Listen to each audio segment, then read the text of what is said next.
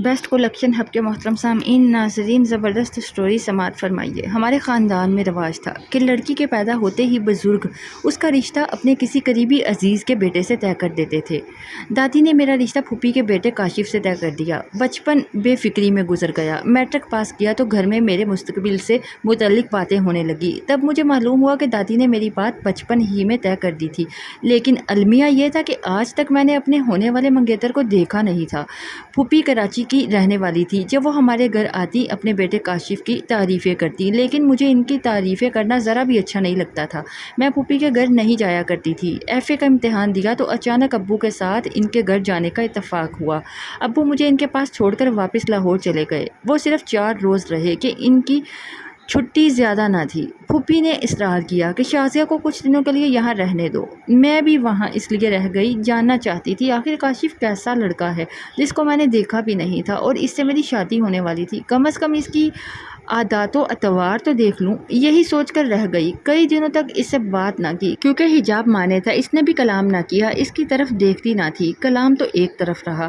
ایک دن مجھے بخار آ گیا، تب عیادت کے بہانے کاشف نے بات کی اور پوچھا کہ کیسی طبیعت ہے شازیہ، دوا لی یا نہیں لی۔ اس کے منہ سے مجھ کو اپنا نام لینا اچھا لگا۔ آہستہ آہستہ ہم دونوں باتیں کرنے لگے۔ یوں 1 مہینہ بیت گیا اور میری چھٹیاں ختم ہو گئیں۔ میں واپسی کی تیاری کرنے لگی کیونکہ بھائی مجھے لینے آئے تھے۔ اگرچہ دل اداس تھا مگر مجبوری تھی۔ میرا یہاں سے جانے کو بالکل بھی دل نہیں چاہ رہا تھا۔ کاشف سے تنہائی میں بات کرنے کا موقع بھی نہیں مل رہا تھا۔ 2 منٹ کو میں کمرے میں اکیلی ہوئی۔ کاشف اسی موقع کا منتظر تھا۔ وہ فوراً اندر آیا اور بولا، شازیہ بتاؤ اب کب آؤ گی؟ اب میں نہیں، تم ہمارے گھر آؤ گے؟ میں نے جواب دیا۔ بس اتنی بات وقت رخصت ہو پائی۔ تب ہی پھوپھی کمرے میں آ گئی اور وہ باہر نکل گیا۔ گھر آئی تو سب کچھ بدلا بدلا سا لگتا تھا۔ میرا دل تو وہاں ہی رہ گیا تھا، اپنے گھر میں جینا لگا۔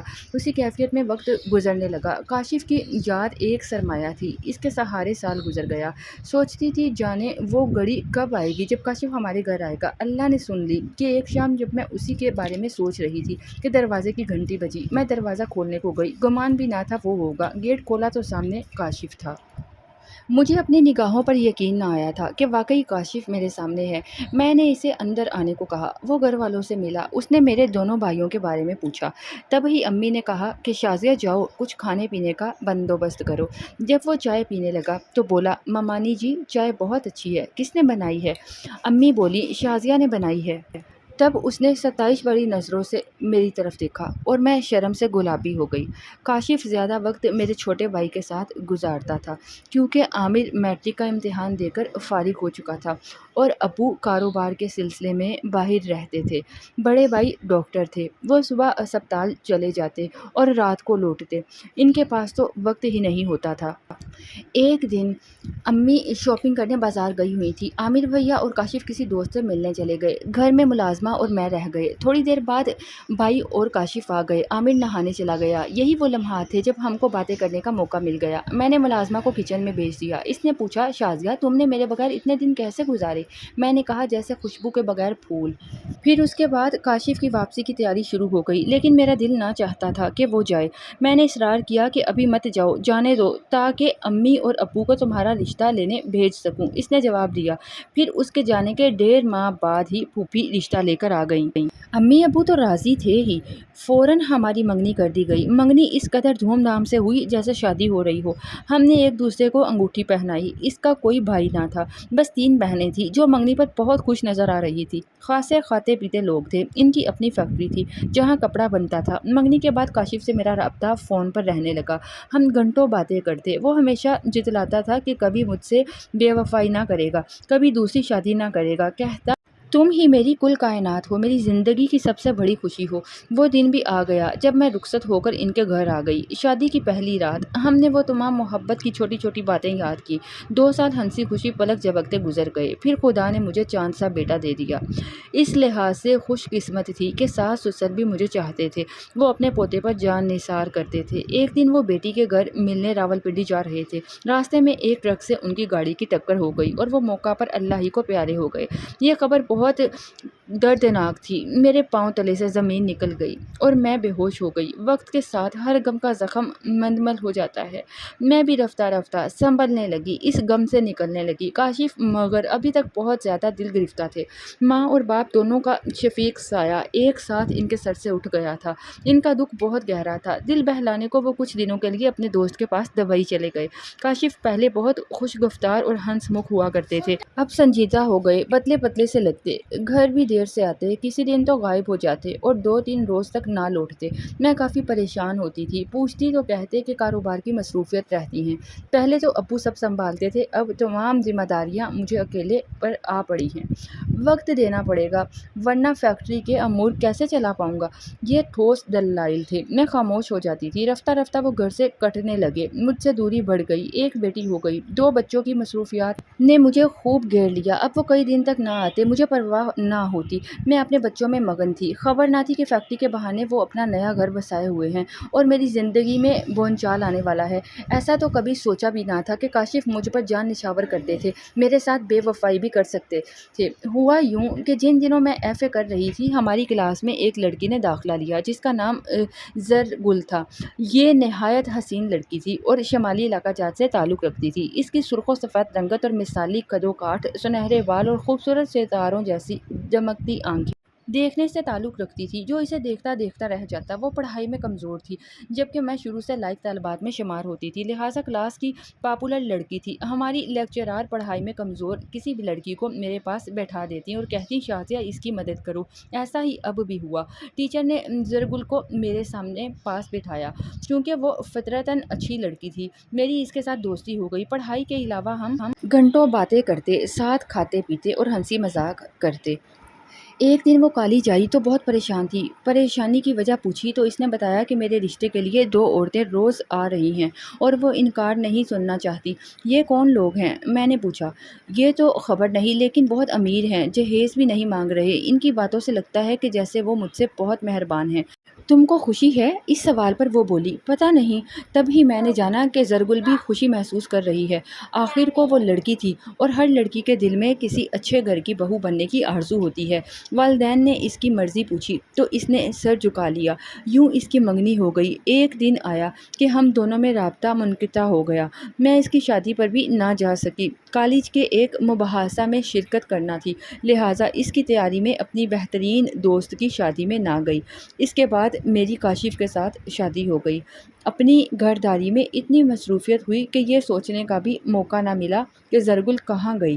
شادی کے 4 سال بعد مجھے اپنی نند کی بچی کو اسکول میں داخل کرانا تھا۔